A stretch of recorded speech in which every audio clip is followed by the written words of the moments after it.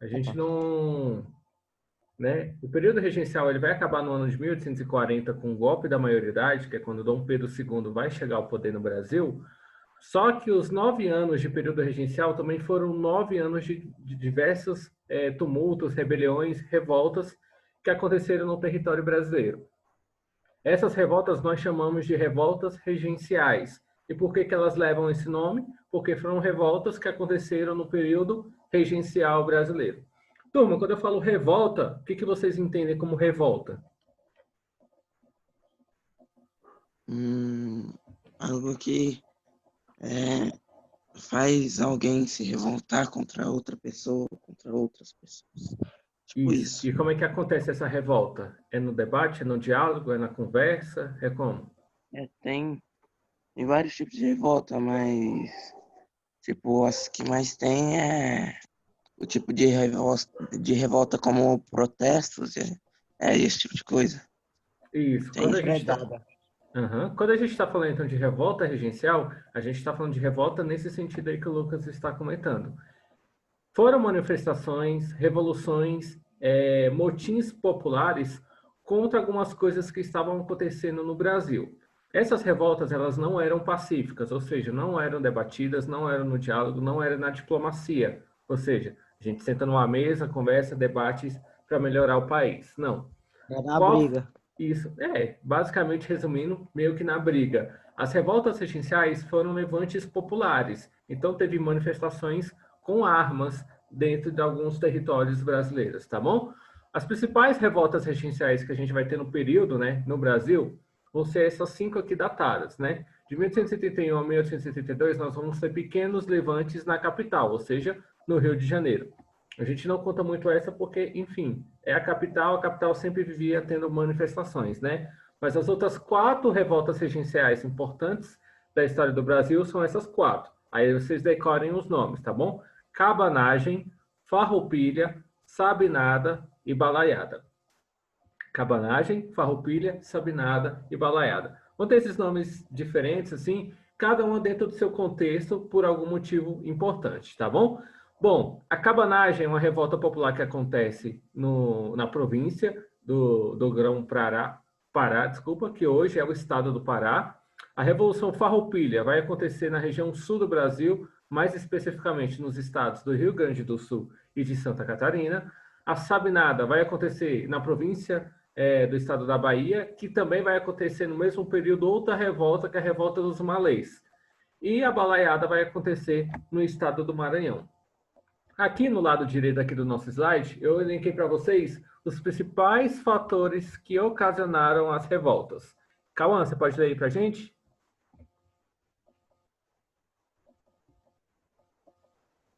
Oi? Você pode ler para a gente aqui os principais fatores que ocasionaram as revoltas? Ah, tá. Foi a crise que se arrastava desde a época da independência, a excessiva centralização político-administrativa do império e as péssimas condições de vida da esmagadora. Como é que é? As péssimas condições de vida da esmagadora maioria da população. Isso mesmo. Vamos lá, uma por uma. Primeiro, a crise que se arrastava desde a época da independência. Com a independência do Brasil em 1822, teve-se uma falsa promessa de que as coisas melhorariam no Brasil, correto? Correto.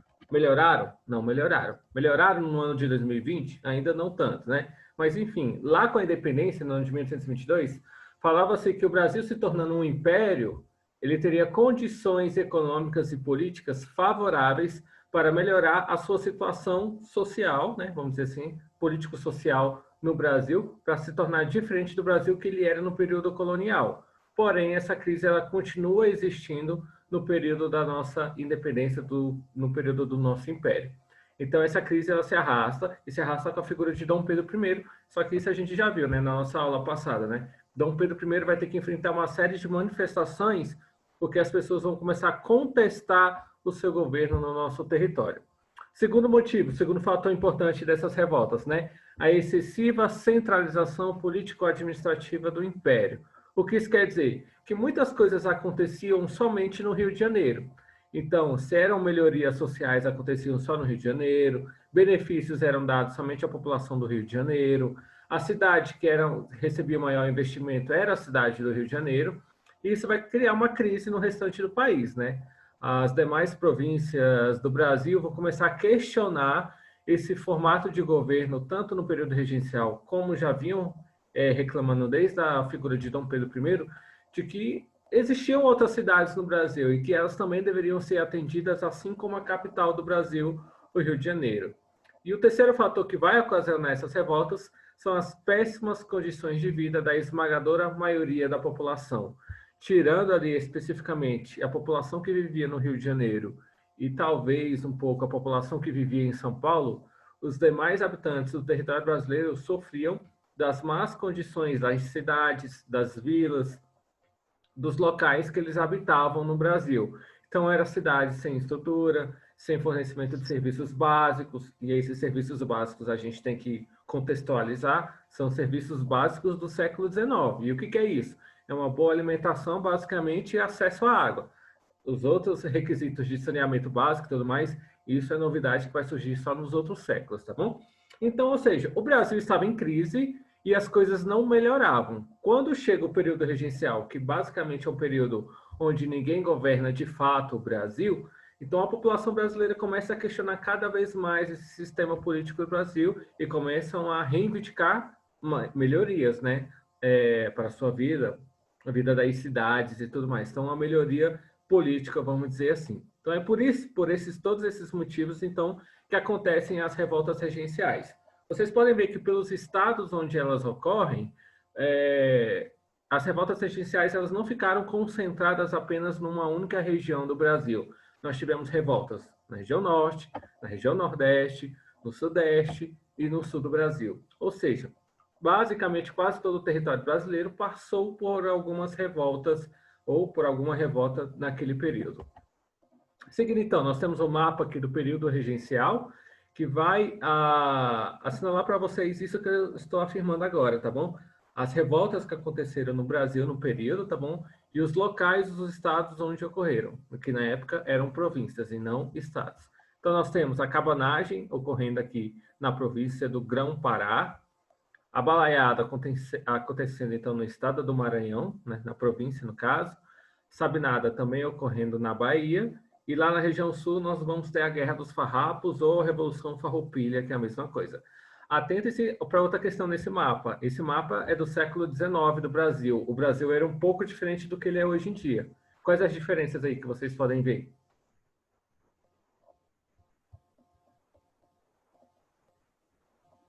Alguns estados estão diferentes. Quais são eles? Não tem O Rio de Grão-Pará. Não tem o quê? É o Grão-Pará. Goiás? Grão-Pará. Vamos São lá, o Pedro Grão-Pará tem um I. outro nome, né? Hoje é só Lá o embaixo estado também, do a Pará, região. né? Aí o Goiás, a Larissa falou Goiás. O que está errado aí, Larissa, no estado do Goiás? Não tem Eu tô com a Brasília. impressão que ele tá maior. Ele estava maior, é porque ele era maior mesmo, até a década de 80. Até a década de 80 não existia o estado do Tocantins. O estado do Tocantins é criado na década de 80. 80 que eu falo é 1980 mesmo, tá bom? Recentemente. É o estado mais novo do Brasil, é o estado do Tocantins. Antes, tudo isso era Goiás. Até a fronteira com o Maranhão era Goiás. Professor, lá embaixo também, ó, que tá, é São Pedro do RG do Sul. Isso, RG do Sul é Rio Grande do Sul, né? Hoje São Pedro é uma das cidades do estado do Rio Grande do Sul, né? E não é o nome, né? Boa colocação. Bom, outras diferenças do Brasil atual para essa época. O estado do Mato Grosso era apenas um também, na época. Hoje o estado do Mato Grosso é dividido em dois, Mato Grosso e Mato Grosso do Sul. Na época, o Brasil não tinha comprado o Acre, então pode ver que o Acre que ainda não está pertencendo ao território brasileiro, né? É uma historinha que a gente vai contar já já, nas nossas aulas de história, que o Brasil vai adquirir o estado do Acre. A gente vai comprar o Acre por alguma quantidade de dinheiro, que aí isso virou piada na história do Brasil. Mas a gente comenta isso na outra aula. De prata. Não foi o dinheiro de um escravo, como foi Jesus Cristo, né? Com as 30 moedas de prata, mas foi um dinheiro muito irrisório, a compra do estado do Acre, né? Isso virou até motivo de piada ali no início da história do Brasil. Tá bom? Então, o Brasil era um pouco diferente, mas ele era quase essa configuração atual que nós temos atualmente, tá bom?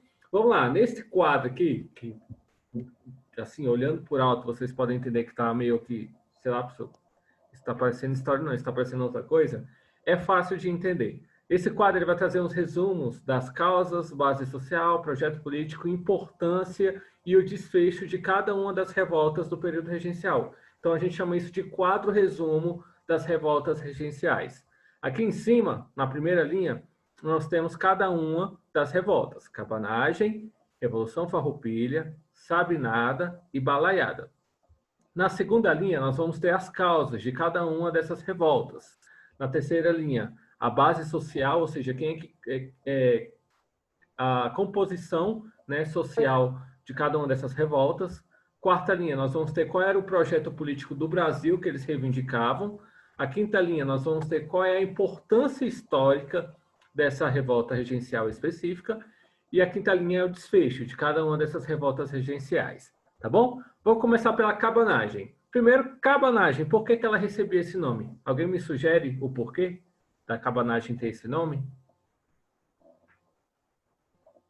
Faço nem ideia, professor. Cabanagem. Era uma plantação Vem de de cabana. cabos, sei lá. De cabos. É uma Plantação cabana? de cabos. Isso. Vem de cabana.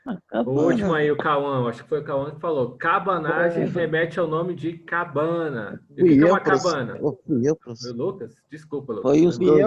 É o Meliodas. Foi os três, pronto. É porque nessas aulas à distância, vocês todos parecem que têm a mesma voz agora. Mas vamos lá. Cabanagem. O que é uma cabana, gente? O que é uma cabana? É tipo uma casa, só que menor e mais. É o lugar onde Uma casinha de madeira. Isso, né? São as habitações mais frágeis, de madeira, de palha, de pau a pique. Não sei se vocês sabem o que é pau a pique, né? Então, sim. são habitações muito frágeis. Muito utilizado pelos índios atualmente, até hoje, né? Em muitas tribos indígenas, nós temos as cabanas feitas de palha. Mas se vocês forem andar um pouco no interior do Brasil, algumas regiões, assim, bem do interior, tem algumas casas também bem frágeis também, que também se assemelham a esse formato de cabana do período do século XIX. Pois bem, por que então a cabanagem vai ter esse nome? Porque as pessoas que vão fazer parte dessa revolta lá no Grão-Pará são pessoas pobres, que habitavam cabanas. Então, por isso, se chama cabanagem. Então, quais foram as causas da cabanagem? Eram as péssimas condições de vida dos índios, dos negros mestiços e dos libertos. Então, ou seja, a população pobre, a população escrava e a população liberta. Então, as condições sociais de suas vidas é que vai ocasionar, então, essa revolta, né? As péssimas condições, vamos dizer assim, tá bom? E outra, no estado, na província do Grão-Pará, existia um monopólio político e econômico da aristocracia rural. O que isso quer dizer? Os grandes fazendeiros dominavam tudo no Grão-Pará e quase não sobrava terreno, habitação para os índios, os negros, os libertos conseguirem sobreviver, tá bom? Qual era a base social da cabanagem? Quais eram as pessoas que faziam parte, vamos dizer assim, da cabanagem? Eram homens, como eu disse para vocês, homens livres, né? Em sua grande maioria eram pobres também, então, ou seja, não tinham quantidade de dinheiro para conseguir se manter socialmente, né? E foi uma revolta de caráter popular, ou seja, o povão mesmo que participou dessa revolta lá no Grão-Pará, né? Qual era o projeto? Qual era o objetivo de projeto político da cabanagem? Era instalar uma república. O Brasil tem que lembrar que na época ele é uma monarquia, apesar de estarmos num período regencial, nós éramos uma monarquia na época. Logo, qual era o projeto? Era instalar uma república, tá bom? Uma república que fosse federalista, ou seja, dividida em estados, em federações, e que existisse uma democracia, ou seja, que o povo participasse, então, do sufrágio, das eleições, né? Qual é a importância, então, da cabanagem? Foi o primeiro movimento popular a tomar o poder, porque eles conseguem, por alguns anos, tomar o poder em Belém do Pará e em algumas outras cidades. Porém, o desfecho da cabanagem foi uma forte repressão da capital, Rio de Janeiro, vai mandar tropas para o Pará para atacar, então, os cabanos e tudo mais, e desfacelar, então, ou seja, executar os principais líderes da cabanagem e prender outros tantos participantes dessa revolta. Então, é a revolta que teve um desfecho triste, como vai ser a grande maioria das outras revoltas também, porque vão ser repressivas, vão receber uma forte repressão, vão ser presos. Porém, as ideias de república começam a ser debatidas no Brasil com essas revoltas regenciais. Vai demorar para aplicar a república no Brasil? Vai demorar, porque a república no Brasil vai ser aplicada somente no ano de 1889, ou seja, 49 anos depois do início do Segundo Reinado. Porém, já se começa a debater no cenário político do Brasil a instalação de um novo sistema político, então, que era a República. Belezinha? Do Pará, a gente pula lá para o sul do Brasil. A Revolução Farroupilha ou Guerra dos Farrapos. É a mesma coisa, tá bom? Se perguntarem para vocês, é a mesma coisa. Revolução Farroupilha, Guerra dos Farrapos. E aí vem a outra perguntinha. Vocês sabem por que se chama Revolução Farroupilha? Não. Farrapos. Eu sei que Também pode ser Grupo dos chamado Guerra dos Farroupilha é um Farrapos. município. Eu sei que Isso. Farroupilha é um era- município do Rio Grande do Sul. O que é farrapo, gente? Os Uma acabados. coisa descartável. É Cavalo? como se fosse um pedaço de pano. Elas estão velho. caindo. Isso, alguém falou aí, é como se fosse um pedaço Eu, de... fui eu, Lucas. Fui eu. Isso, vamos lá. Farrapos, a gente fala que são pedaços de tecido, pedaços de panos e tudo mais. Quando a gente dança a festa junina, né? Os nossos pais, os meninos principalmente, né? Quando vão dançar na quadrilha, né? Na festa junina, os nossos pais, nossas mães, na grande maioria das vezes, na verdade, gostam de costurar na nossa roupa uns pequenos pedaços de tecido, né? De outra cor e tudo mais, tipo umas bandeirolas, começam a grudar na calça e tudo mais, né? Aquilo é um farrapo, né? É um pedaço de tecido, que era basicamente o vestuário comum lá da galera do sul, né? Eles gostavam de usar muito qual é o nome daquilo? É shark? Eu acho que, sei lá, umas coisas assim que prende no pescoço e tal. Então, era muito específico o vestuário do pessoal do sul. Por isso que vai se chamar Guerra dos Farrapos, porque são as pessoas que participam da Revolução Farroupilha gostavam de vestir dessas roupas, tá bom? Então, quais foram as causas da Revolução Farroupilha, né? Vai se aumentar a taxa, o imposto sobre o charque gaúcho.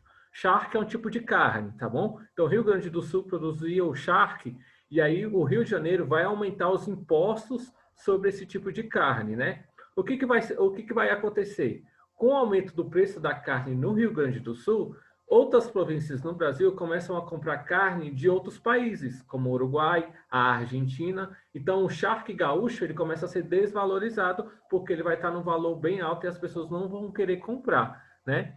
Então, o pessoal lá do Sul vai começar a tentar, então, se separar do restante do Brasil para ter uma autonomia, ou seja, poder comandar os preços do charque, poder comandar os preços das coisas que se vendiam no Rio Grande do Sul e das tradições que ocorriam no Rio Grande do Sul. Então, por isso que está até como causa aqui um forte sentimento autonomista, ou seja, liberais exaltados. Eles queriam se separar do Brasil, queriam formar um país, uma região independente, que eles vão conseguir por alguns anos, tá bom?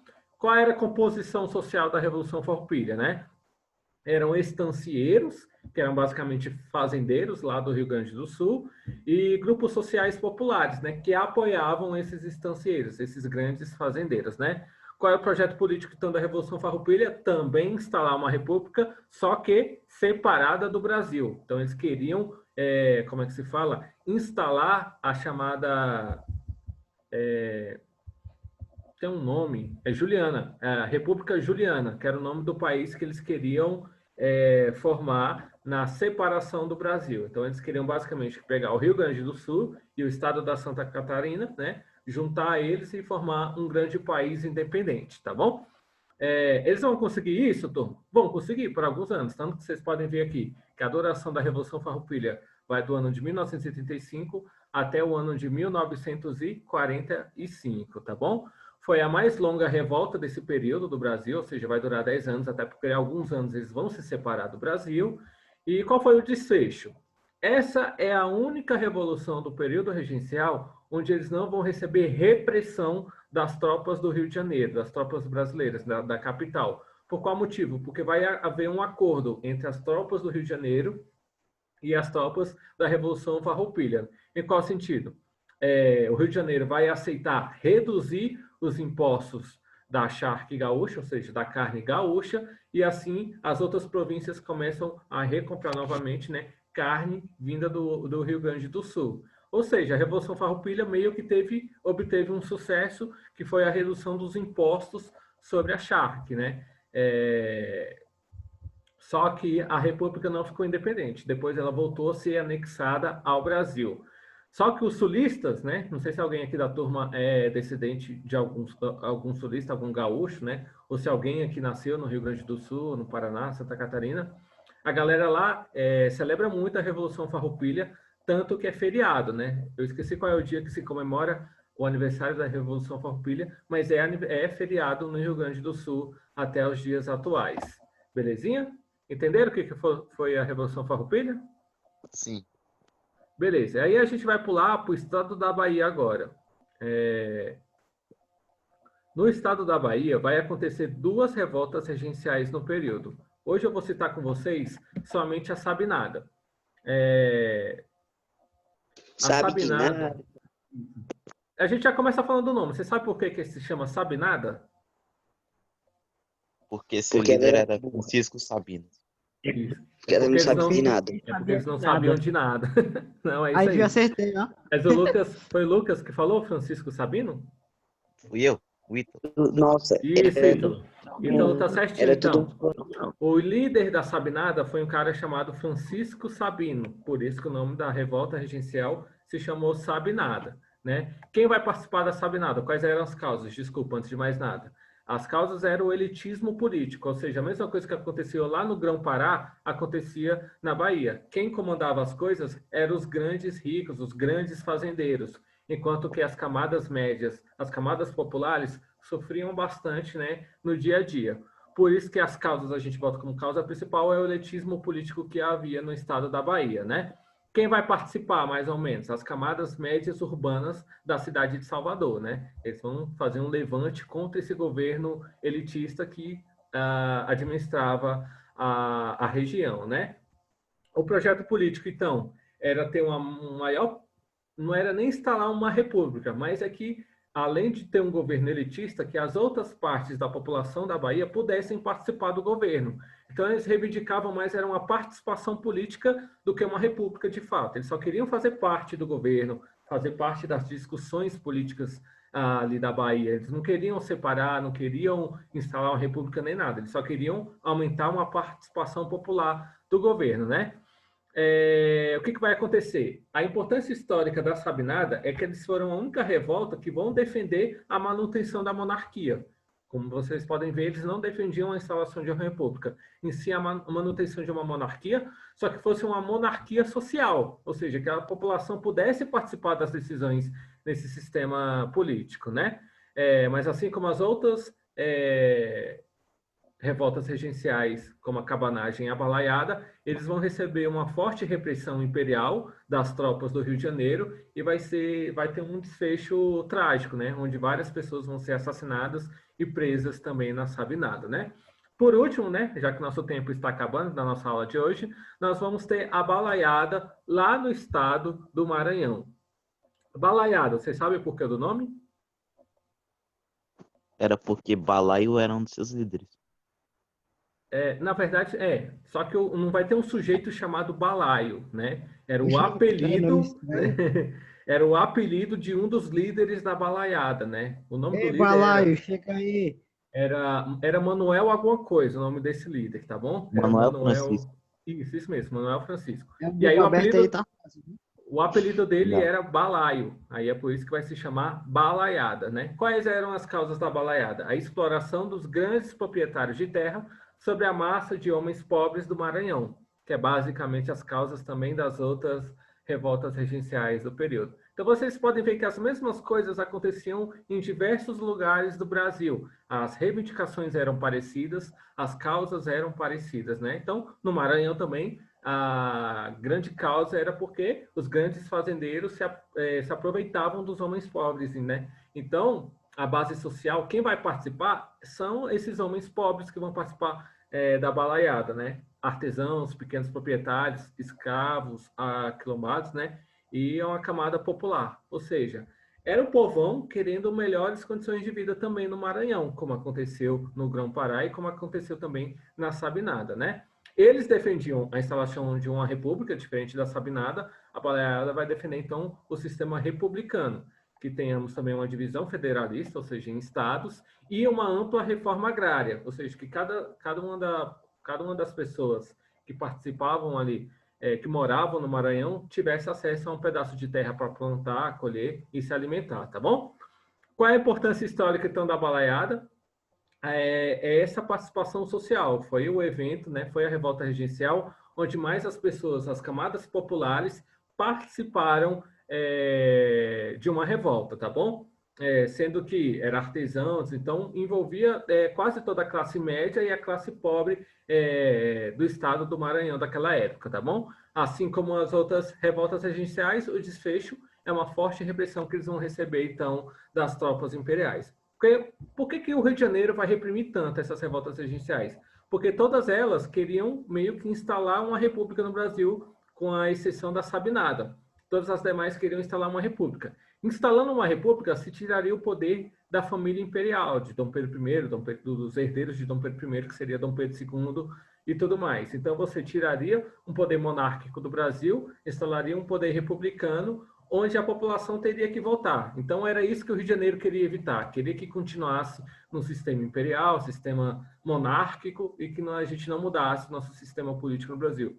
Por isso que quase todas essas revoltas vão conseguir ser reprimidas dentro desse contexto social.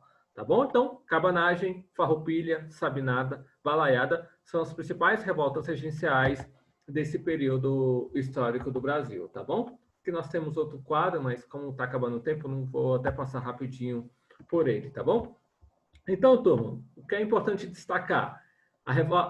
O período regencial brasileiro, ele vai acabar meio que nas tensões populares que ocorreram em diversas regiões do Brasil, mostrando que as coisas não estavam caminhando muito bem no Brasil. E é por isso que o Rio de Janeiro começa a mexer os pauzinhos para que Dom Pedro II assumisse logo o poder no Brasil, porque eles estavam prevendo que se as coisas continuassem do jeito que estavam, provavelmente o Brasil ia entrar em uma guerra civil futuramente. E é por isso que a gente começa, então, semana que vem a nossa aula, falando do golpe da maioridade. Dom Pedro II chega ao poder e aí a gente fala do segundo reinado no Brasil. Beleza?